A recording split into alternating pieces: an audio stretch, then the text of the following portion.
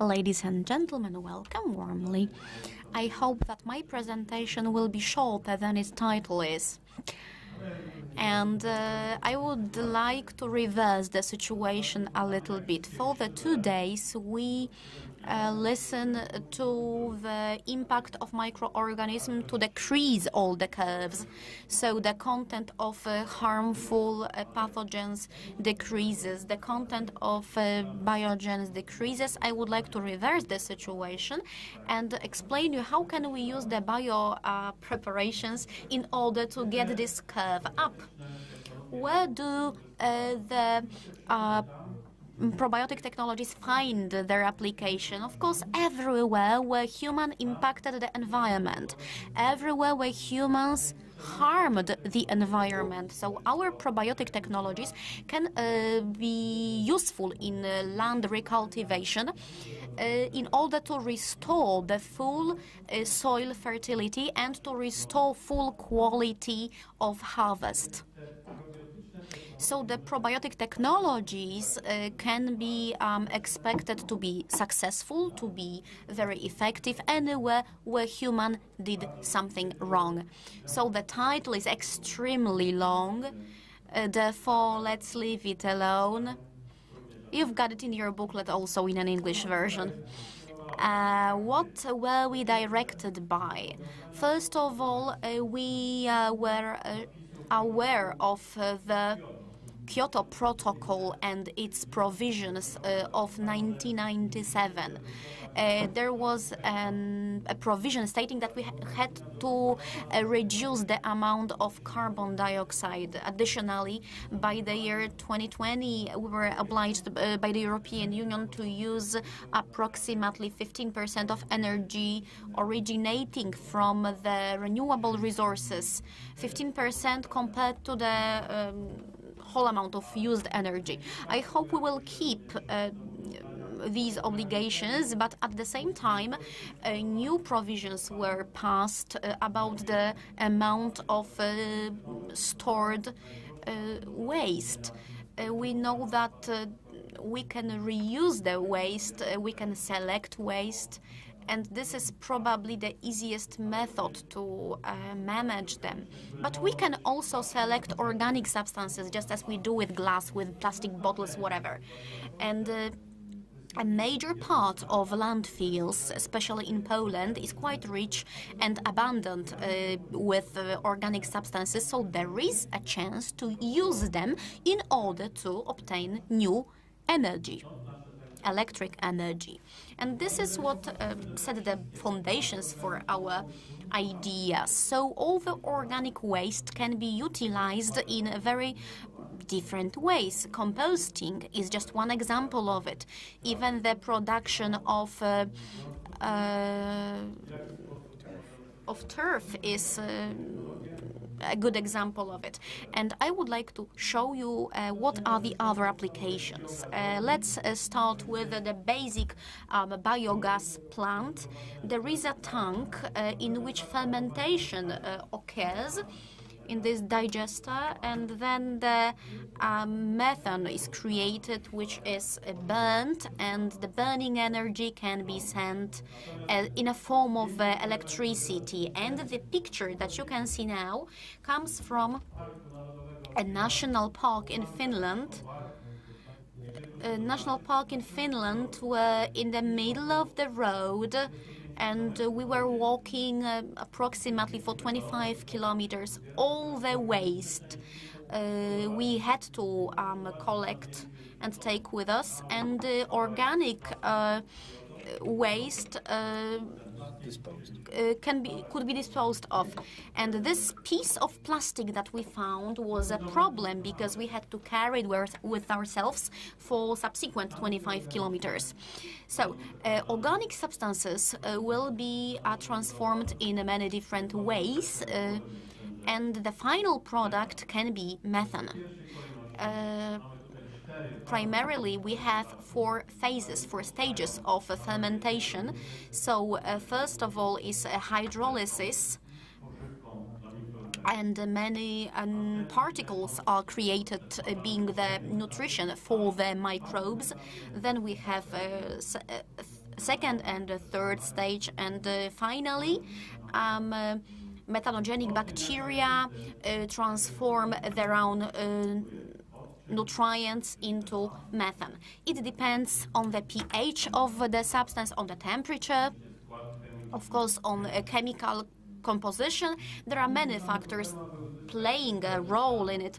We are aiming at obtaining some data, so we can see that some substances are more favorable in terms of obtaining methane than others. Some of them need to stay within this container for a longer period of time. For example, canola straw or potato stems and leaves. Of course, it is all time and temperature dependent. An example from Sweden. I really like Scandinavian countries. Look at this. The buses use biogas as their fuels. The tanks are filled just once a day, and they use renewable energy resources all day long. We don't need to change anything. It's just enough to purchase proper buses. So it's we who make the decision aiming at complying with the EU requirements and using up of these 15% of energy.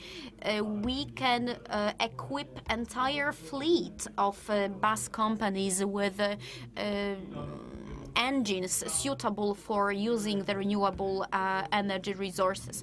But now let's come back to Poland. In Poland we've got a lot of landfills, and most of them is closed due to the act obliging us to decrease the amount of the store waste. But these are the great source for biogases.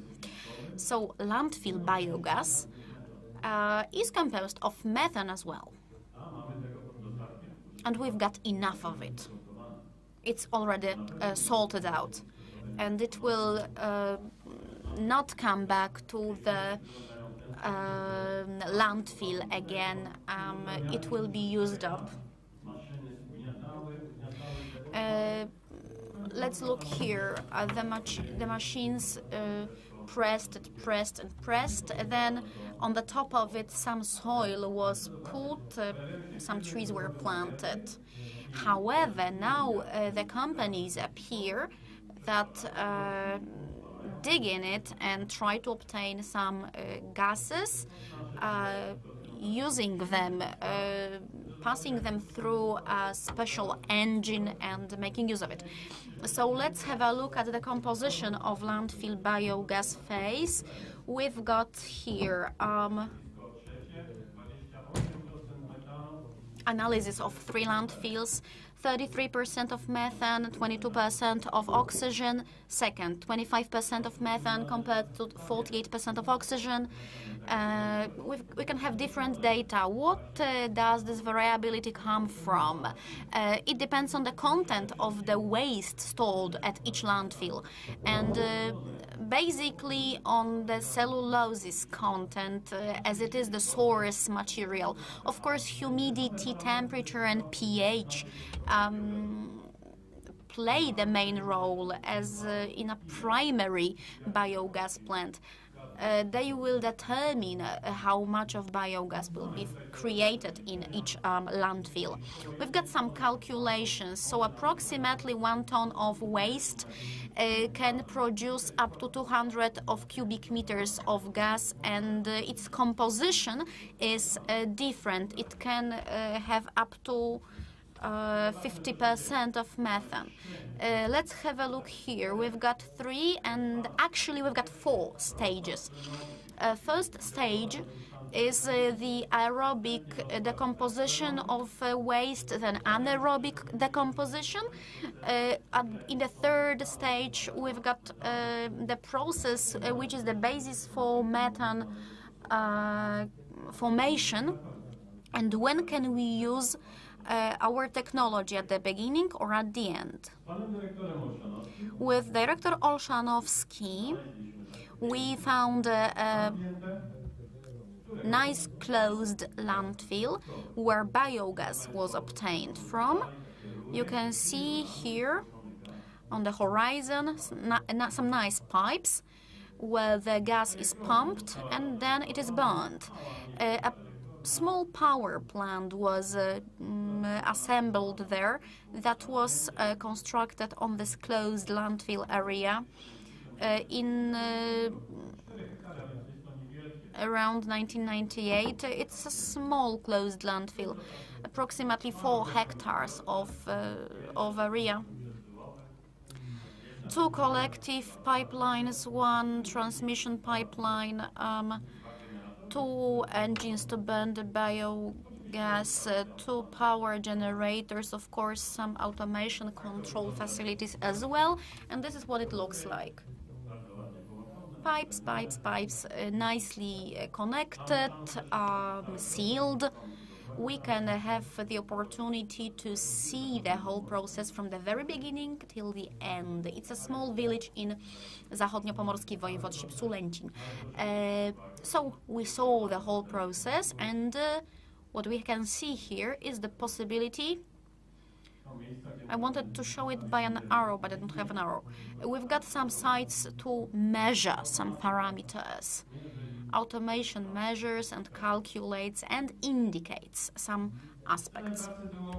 The purpose of this research was to determine the influence of probiotic technologies used in a direct injection on the intensity of methane fermentation. The results were collected starting from 2011 spring. The temperature in the landfill was high enough for the microorganisms to act, and we measured the concentration of methane and oxygen in this biogas using gas data GFM series device, which enabled us to determine the percentage of each gas in this gases phase, what it looked like. Of course, the owner of this methane power plant wanted to have as high income as possible. However, initially when this biogas was abandoned, the energy was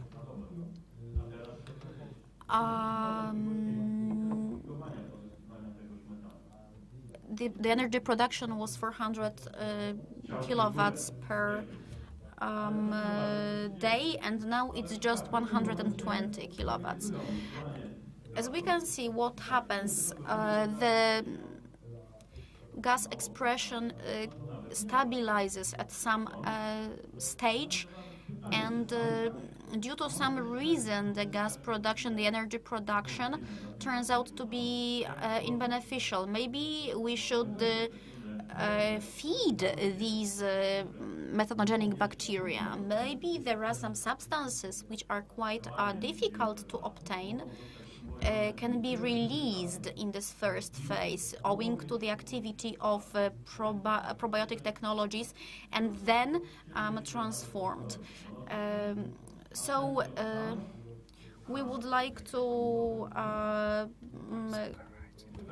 convert polycarbohydrates into monocarbohydrates, and then into smaller substances. Here you can see the regular measurements. 2.2 is an oxygen content. This is the baseline value, and then subsequent measurements were taken. Methane content 27.6, oxygen 2.9. It suggests that actually within 2 or 3 days we obtained the effect in a form of activation of those unavailable substances, and potentially the process was intensified. Subsequent measurement showed different results. We've got 8 points where the preparation was used, and of course increases are the most important, just as in a case of the 5th inspection opening. And here the content of methane in this gaseous phase increased. The seventh point was excellent. Here the microorganisms reached the unavailable nutrients, activated them, decomposed them, and we can obtain nice results. So, reassuming, we can see the entire situation.